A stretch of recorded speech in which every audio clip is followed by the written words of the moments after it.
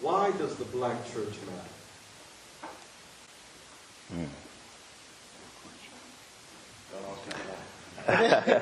Oh, you I think this mic is off. Check. It just goes in and out. Oh, it goes in and out. Okay. You said, why does the black church matter? When I think about the black church, right, I think about David.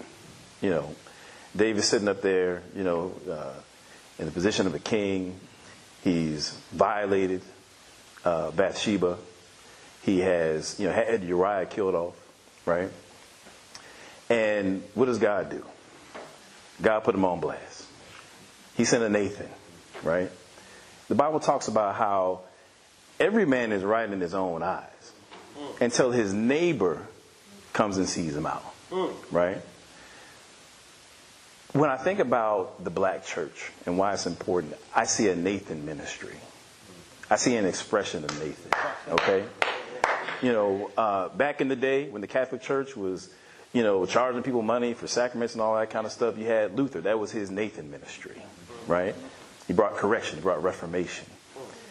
In this country, when you have Thomas Jefferson who can say that we hold these truths to be self-evident, that all men are created equal and are endowed with inalienable rights, and among these are the right to life, liberty, and the pursuit of happiness, you have the black church and God working through the black church to be able to say, do you really mean that? When you say all men, do you really mean all men? Yes. Think about it. If you go back and listen to the I Have a Dream speech, right? Dr. King wasn't asking for something new. He explicitly said, we're not asking for something new.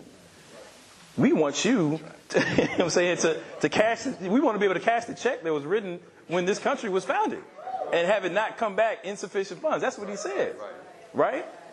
A Nathan ministry, right? So when Nathan comes in to see David, David's mad. He's like, man, who's this guy that stole this sheep? Have him killed.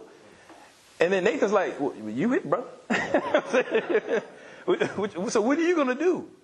What are you going to do in the face of your sin? That's right. Right?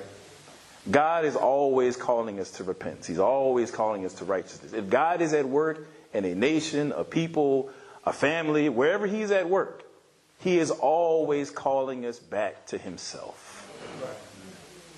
And so he's not going to allow a nation to build itself on a form of godliness and aspects of what he had to say in his word. Yes. I'm all about freedom. This nation was built for the pursuit of freedom. I'm all about it. That's fine. But what is freedom without virtue? What is freedom without compassion? Right? An affinity and pursuit of freedom without a steadfast commitment to love and virtue inevitably leads to exploitation. And so I believe that the black church is a counter-argument. It is a counterweight to that. God's saying, hey, I'm not going to let y'all slide. And think everything is cool, right?